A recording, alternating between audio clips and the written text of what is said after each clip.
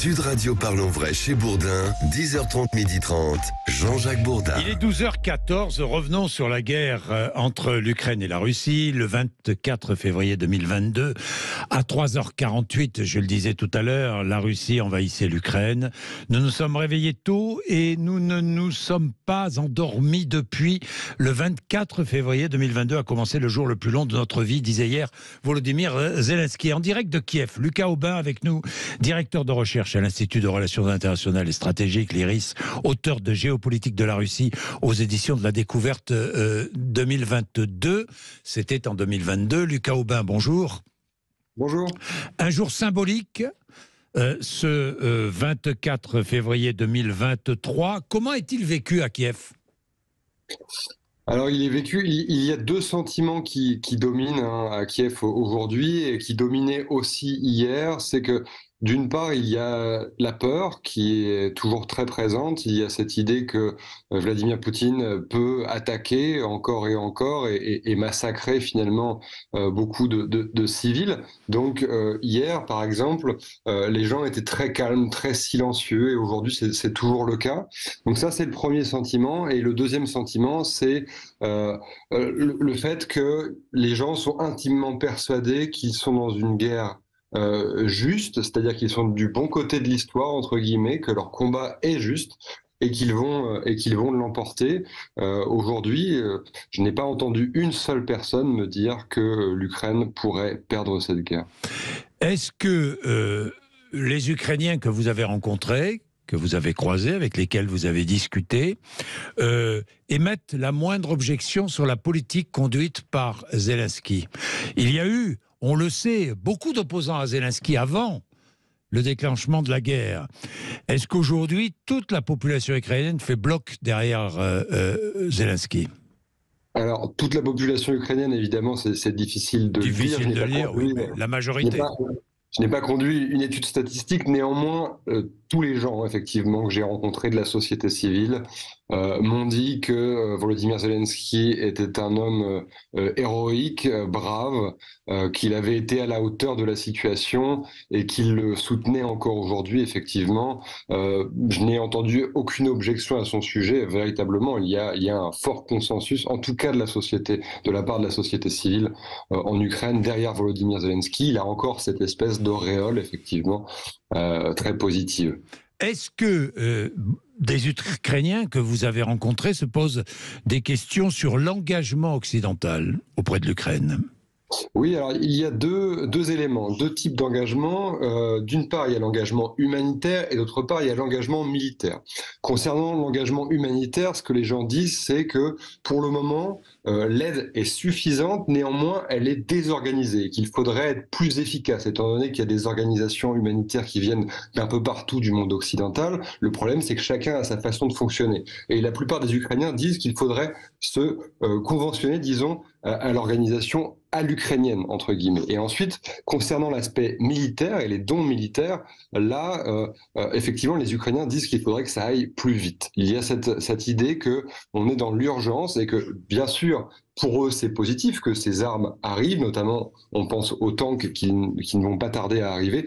Néanmoins, la plupart des gens disent, mais on perd du temps, puisque chaque jour où finalement ces armes offensives ne sont pas là, c'est chaque jour où des Ukrainiens meurent au front. Et finalement, il y a cette idée qu'il faut terminer cette guerre le plus vite possible.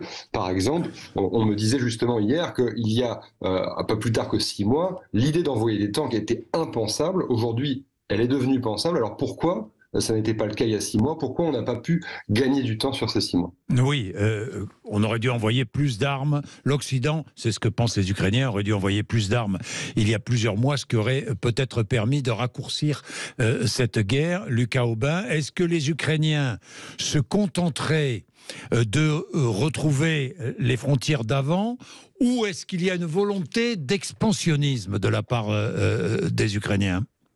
Ah non, d'expansionnisme, absolument pas. Les gens veulent récupérer leur territoire originel. Alors, les discours varient. Il y a ceux qui disent qu'il faut revenir aux frontières du 24 février 2022 et il y a ceux qui disent qu'il faut revenir aux frontières d'avant l'annexion de la Crimée. Mais mis à part ce léger hiatus, les Ukrainiens ne souhaitent pas par la suite envahir la Russie ou punir Moscou. L'objectif, c'est d'abord de récupérer le territoire et de faire la paix pour que les gens cessent de mourir au front actuellement. Est-ce que vous pensez, Lucas Aubin, que l'opinion publique ukrainienne se satisferait d'un retour aux frontières du 24 février 2022 ? C'est toute la question. C'est toute la question et je n'ai pas suffisamment d'informations pour pouvoir trancher, justement. Ce que j'observe, c'est qu'il y a vraiment deux écoles. Il y en a certains qui disent qu'il faut laisser la Crimée puisque, effectivement, ce serait trop compliqué de la récupérer. Et il y a une autre frange de la population qui dit que si on laisse la Crimée à Vladimir Poutine, le problème étant que il gagnera du temps pour récupérer des forces et pour relancer des assauts plus tard, que ce soit dans 6 mois, dans 2 ans, dans 5 ans. Donc il y a vraiment ces deux écoles actuellement qui cohabitent en Ukraine, mais pour le moment, ça n'est même pas encore à l'ordre du jour, tant la ligne de front est encore très violente actuellement, notamment dans la région de Kherson. Lucas Aubin, on parle beaucoup de la situation militaire, on parle beaucoup de la situation humanitaire, on parle moins de la situation économique dans laquelle se trouve l'Ukraine aujourd'hui, qui a des difficultés. Vous l'avez constaté, j'imagine.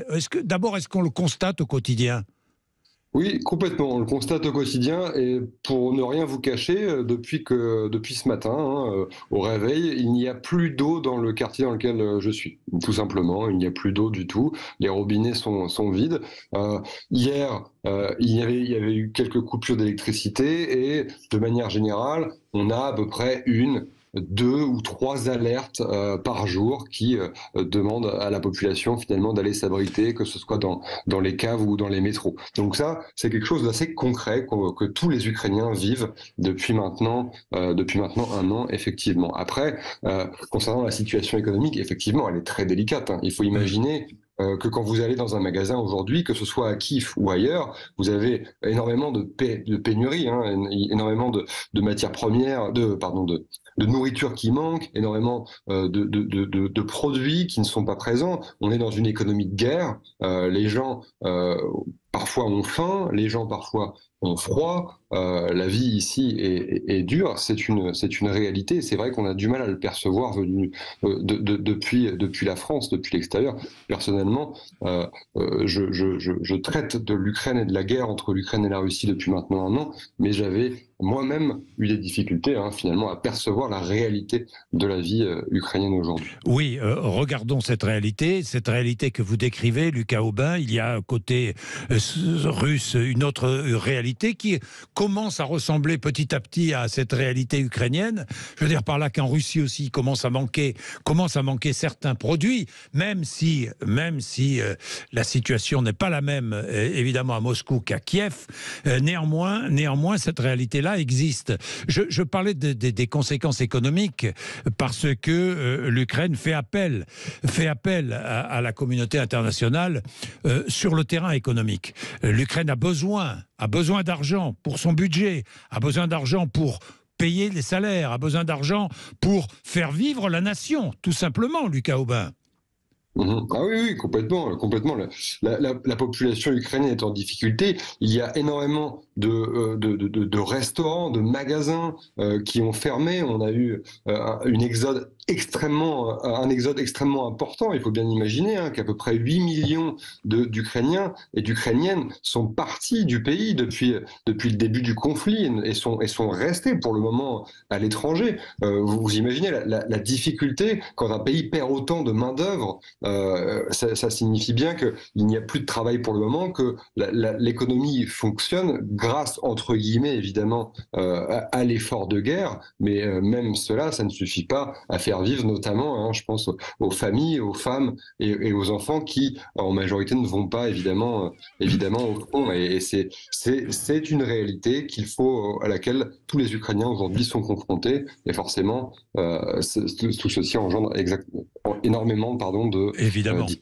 Lucas Aubin, pour poursuivre sur la vie quotidienne des Ukrainiens, parce que c'est ce qui nous intéresse là, je me demandais, beaucoup vont toujours travailler, Lucas Aubin. il y a toujours une activité. Vous vivez là à Kiev, vous êtes à Kiev, dans la capitale économique aussi de ce pays. On continue à travailler. Bah, écoutez, ça dépend Ça dépend oui. Ça dépend du secteur en réalité. Par exemple, vous avez eu des mutations dans la restauration, notamment énormément, comme je le disais, de restaurants ont fermé et énormément ont basculé dans la livraison. Il faut bien comprendre que, du type Deliveroo, par exemple, pour caricaturer, il faut bien comprendre que aujourd'hui vous avez un couvre-feu, donc à partir de 23 heures, qui empêche la population de sortir généralement le soir. Donc finalement, les restaurants livrent en permanence. Je vis actuellement avec un couple qui justement a ouvert un restaurant pendant cette guerre et qu'il l'a ouvert pas plus tard que la semaine dernière justement. Et j'ai eu l'occasion d'assister à cette ouverture et il y a cette idée un peu d'espoir que finalement la guerre à un moment donné va se terminer et que la société ukrainienne va pouvoir se relever. Mais j'ajouterais quand même que il y a un vrai manque de travail, il y a un vrai chômage qui est important. Je pense qu'on n'emploie même pas le mot de chômage. Oui. Mais la réalité, c'est que les gens se concentrent avant tout sur l'effort de guerre, se concentrent avant tout sur la reconstruction de l'Ukraine. Il y a une grande solidarité entre les Ukrainiens et les Ukrainiennes. Il y a cette idée qu'il faut aider son prochain, etc. La plupart des gens ne se font pas payés, ne sont pas rémunérés pour ce qu'ils font. En réalité, ils aident avant tout ceux qui sont autour d'eux et on est dans une logique de système D, système Z même, je dirais, où chacun cherche ses propres moyens, solutions pour pouvoir manger, par exemple. Dernière chose, Lucas Aubin, et c'est à souligner, je crois, et toutes celles et ceux qui sont allés sur le terrain en Ukraine l'ont souligné, il y a une formidable solidarité entre la société civile ukrainienne et ceux qui sont au front. C'est-à-dire que la société civile ukrainienne est vraiment unie derrière ceux qui combattent. Oui, complètement. Il y a vraiment cette idée, comme je le disais au début, que l'Ukraine est du bon côté de l'histoire. C'est-à-dire que l'Ukraine est le pays envahi et doit repousser l'envahisseur. Et effectivement, je n'ai pas rencontré une seule personne qui dit quelque chose de négatif à l'égard notamment des militaires ukrainiens et ukrainiennes. Il y a cette idée qu'il faut les soutenir, qu'il faut participer à l'effort de guerre d'une quelconque façon que ce soit, chacun apporte sa petite pierre à l'édifice. Et petite histoire très courte, par exemple, au début de l'invasion, 3 jours après, on a eu un véritable conciliabule dans le quartier dans lequel je vivais, des grands-mères d'une rue qui se sont réunies et qui ont essayé de mener leur propre, entre guillemets, révolution. Elles souhaitaient, pour éviter que la jeunesse aille au front, elles souhaitaient aller elles-mêmes sur la place rouge au Kremlin pour rencontrer Vladimir Poutine et lui faire entendre raison, soit par la parole, soit par la force. Et donc évidemment, cette histoire est plutôt ironique, elle donne un peu le sourire, néanmoins ça donne une idée finalement de l'état d'esprit ukrainien aujourd'hui. Merci Lucas Aubin, directeur de recherche à l'Institut de Relations internationales et stratégiques en direct de Kiev pour nous informer. Merci beaucoup.